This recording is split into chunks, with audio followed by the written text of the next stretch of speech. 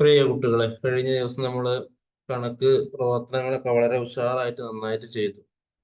കണക്ക് എന്ന് പറഞ്ഞാൽ വളരെ രസകരമായ ഒരു വിഷയമാണ്. കോഴി ബിരിയാണി എന്നത് പോലെയാണ്.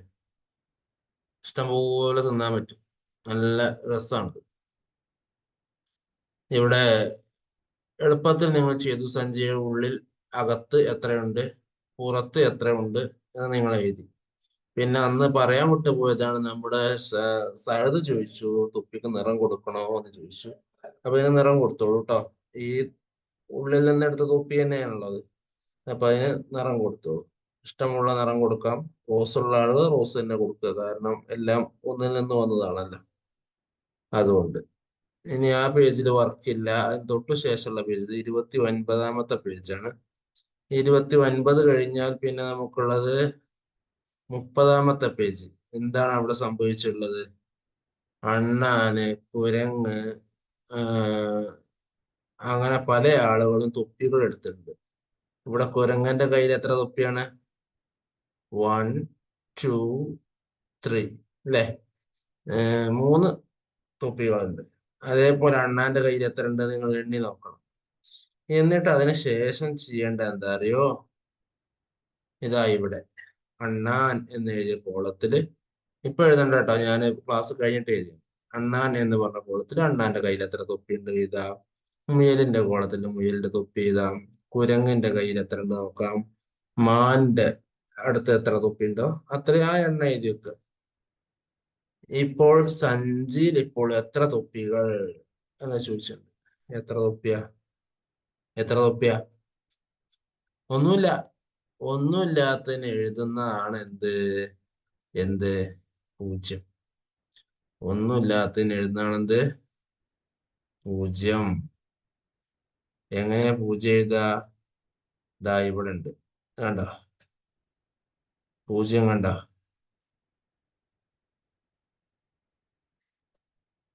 പൂജ്യം അല്ലേ? ഇവിടെ 0 ഉണ്ട്. പിന്നെ ഇവിടെ മറ്റൊരു കാര്യം ചോദിച്ചിട്ടുണ്ട്. എന്താണ് അറിയോ? കുറച്ച് ചെറുതാക്കിയാൽ ഇത് കാണുള്ളൂ.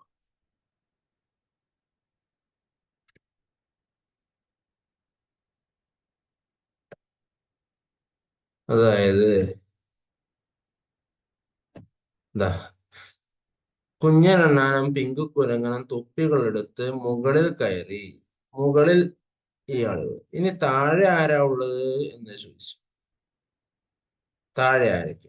ആരാ താഴെ ഉള്ളത്? ആ, മാനുണ്ട്,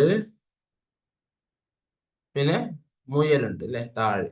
അപ്പൊ മാനും മുയലും താഴെ, അണ്ണാനും കുരങ്ങനും മുകളിൽ. അങ്ങനെയാണ്. അത് നമുക്ക് എവിടെ എഴുതാനൊന്നുമില്ല.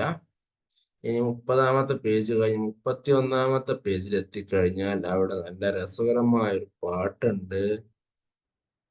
എന്താണ് പാട്ട്?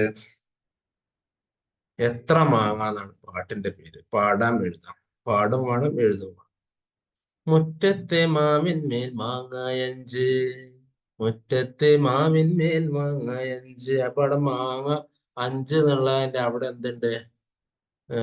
പിന്നെ ഇവിടെ 5 ഡോട്ടർ ലൈനായിട്ട് കാണിച്ചിട്ടുണ്ട്. അപ്പൊ നമ്മൾ എന്ത് ചെയ്യണം? അവിടെ പോയിട്ട് 5 ശരിക്കും എഴുതിയോ, അത് തെളിയിച്ച് എഴുതണം.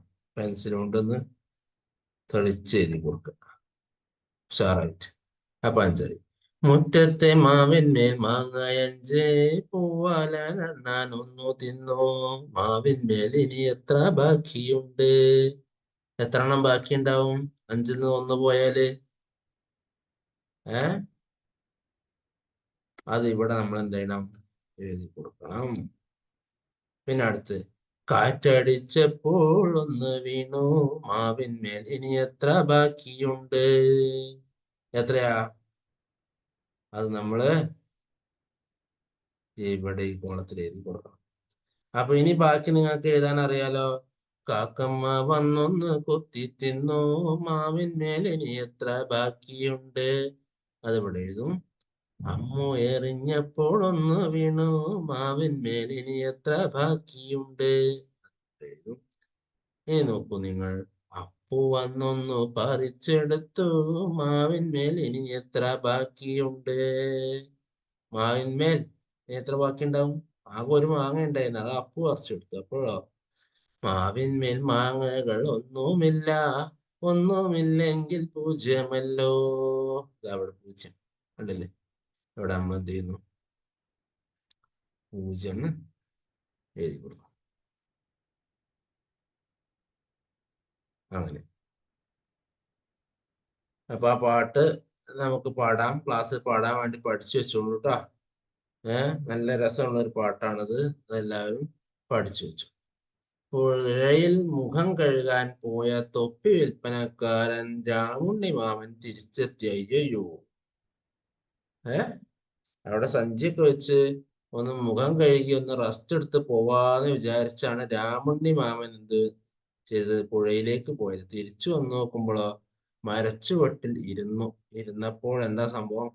അയ്യോ, എന്റെ തൊപ്പികൾ കാണാനില്ല. തൊപ്പികളൊക്കെ എവിടെ പോയി? സഞ്ചിയിൽ തൊപ്പികൾ ഒന്നുമില്ല, പൂജ്യം. ഇവിടെ നമ്മൾ ഈ പൂജ്യത്തിന് നിറം കൊടുത്ത് ശരിക്കും എഴുതണം കേട്ടോ. അവിടെ ഡോക്ടർ ലൈനായിട്ട് കാണിച്ചിട്ടുണ്ടാവും. അപ്പൊ നമ്മൾ എന്ത് ചെയ്യണം? അത് ശരിക്ക് എഴുതി കൊടുക്കണം. രാമുണ്ണി മാമൻ സങ്കടപ്പെട്ടു. രാമുണ്ണി മാമൻ സങ്കടപ്പെട്ടു. നോക്കൂ നിങ്ങൾ ഇവിടെ, ആ പേജിൽ വർക്കൊന്നും ചെയ്യല്ലേ. പിന്നെ സങ്കടപ്പെട്ടപ്പോ മറ്റുള്ളവരൊക്കെ തൊപ്പികൾ തിരിച്ചു കൊടുക്കുകയാണ്. അങ്ങനെ രാമുണ്ണി മാമൻ എല്ലാവർക്കും ഓരോ തൊപ്പി വേണമെന്നൊക്കെ പറഞ്ഞപ്പോ എല്ലാവർക്കും ഓരോരോ തൊപ്പി കൊടുക്കാൻ വേണ്ടി തീരുമാനിച്ചു. അങ്ങനെ നോക്കൂ നിങ്ങൾ, ഓരോരുത്തർക്കും ഓരോ തൊപ്പി വേണം. അണ്ണാൻ കൂട്ടത്തിന് എത്ര തൊപ്പിക്കൂട്ടം വേണം? കുരങ്ങുകൾക്കോ മുയലുകൾക്കോ അവർ തമ്മിൽ ചേർത്ത് വരയ്ക്കും. ഇത് നമുക്ക് ചെയ്യാവുന്ന ഒരു ഈസിയായ പ്രവർത്തനമാണ്. ഇവിടെ എന്തുണ്ട്? കുരങ്ങന്റെയും അണ്ണാന്റെയും കൂട്ടങ്ങളുണ്ട്. അതേപോലെ തൊപ്പിയുടെ കൂട്ടമുണ്ട്. രണ്ടും എണ്ണി നോക്കുക. എന്നിട്ട് ഒരേ എണ്ണം വരുന്നത് ഏതാ അതിലേക്ക് വരച്ചു കൊടുത്താൽ പോരെ? വളരെ ഈസിയാണ്. ഇവിടെ വരച്ചു കൊടുക്കുമ്പോൾ നിങ്ങൾ ശ്രദ്ധിക്കേണ്ട, ആദ്യം നിങ്ങൾ ചെയ്യേണ്ടത് എണ്ണ, എന്നിട്ട് അതിന്റെ മുകളിൽ കൊണ്ടൊരു എണ്ണം എഴുതണം. ഒരു ഉദാഹരണത്തിന് ഇവിടെ അണ്ണാനുണ്ട്. 1 2 3 4 5. 1 2 3 4 5 അല്ലേ? 5 അല്ലേ? 5. അപ്പൊ ആ 5 നമ്മൾ പെൻസിൽ കൊണ്ട് പതുക്കെ ഇവിടെ തന്നെ എഴുതി വെക്കണം. 5. അതേപോലെ മങ്കീസ് എഴുതി വെക്കണം. റാബിറ്റ്സ് അതും എഴുതി വെക്കണം. പിന്നെ ക്യാപ്പ് ഉണ്ട്, എത്ര ക്യാപ്പ് ഉണ്ട് എണ്ണി നോക്കും. അത് എണ്ണി നോക്കിയിട്ട് അത് തമ്മിൽ സ്കെയില് വെച്ച് വരക്കണം. ചില കുട്ടികളൊക്കെ ചേര പോയ പോലെ വരക്കുന്നുണ്ട്. അങ്ങനെയല്ല, രക്ഷിതാക്കളും തന്നെ സ്കെയില് കുട്ടികൾക്ക് വെച്ച് വരക്കുന്ന ഒന്ന് ട്രെയിൻ ചെയ്യാൻ വേണ്ടി ശ്രമിക്കണം. കാരണം ആ സ്കെയില് കുട്ടികൾ പിടിക്കുമ്പോൾ ചിലപ്പോൾ സ്കെയിൽ തെന്നിപ്പോവും. അങ്ങനെ ആവുമ്പോൾ വര ചെയ്യും. അപ്പൊ നമ്മളത് ശരിക്കും ഇടപെട്ട് എങ്ങനെയാണ് വിരലുകൾ രണ്ടെണ്ണം അകത്തി പിടിച്ച് ഇതിനോട് നോട്ടീസോട് ചേർത്ത് വിരല് സ്കെയിലും കൂടെ വരുന്ന രീതിയിൽ വെച്ച് പിടിക്കുന്ന ഒരു രീതി ഉണ്ട്. ആ രീതി ഒന്ന് പരിശീലിപ്പിക്കണം. എന്നാലേ കുട്ടികൾക്ക് അത് തെറ്റാതെ വരക്കാൻ കഴിയുള്ളൂ, അല്ലെങ്കിൽ നേരെ ആവില്ല. അതാണ് പ്രശ്നം. അപ്പൊ അത് ചേർത്ത് വരക്കുക. ഈസി അല്ലേ? ഈസിയാണ്. അപ്പോ ഇനി തൊപ്പിക്കാരന്റെ വിഷമം തീർക്കാൻ വേണ്ടി ഇതാ ഇവിടെ കൊടുക്കുന്നുണ്ട്. മുയലൊക്കെ തൊപ്പി കൊടുക്കുന്നുണ്ട്. പക്ഷെ അത് കൂട്ടലുമായിട്ട് ബന്ധപ്പെട്ടതാകൊണ്ട് കുറച്ച് വിശദമായിട്ട് ഒരു ക്ലാസ്സിൽ തന്നെ അത് പൂർണ്ണമായിട്ട് എടുക്കണം. ഇന്ന് നിങ്ങൾക്ക് അറബി കൂടെ ഉണ്ടാവും. അപ്പൊ അതുകൊണ്ട് രണ്ടും കൂടെ ആകുമ്പോൾ നിങ്ങൾക്ക് സമയം ഉണ്ടാവില്ല. അപ്പൊ അതുകൊണ്ട് തൽക്കാലം കണക്ക് നമുക്ക് ഇത്ര പഠിച്ചാൽ മതി. അത് മാത്രമല്ല, കൂട്ടൽ എന്ന് പറഞ്ഞാൽ വളരെ ശ്രദ്ധ ആവശ്യമുള്ള ഒരു ഭാഗമാണ്. അത് എടുക്കുന്ന സമയത്ത് ഒരു കുട്ടി പോലും മിസ്സാവരുത്. ആരോ വീട്ടിലും അപ്പൊ വിരുന്നുകാരൊന്നും വരാൻ പാടില്ല. അന്ന് പനി ഉണ്ടാകാൻ പാടില്ല, ചുമ ഉണ്ടാകാൻ പാടില്ല, ഒന്നും ഉണ്ടാകാൻ പാടില്ല. അങ്ങനെയാണ്.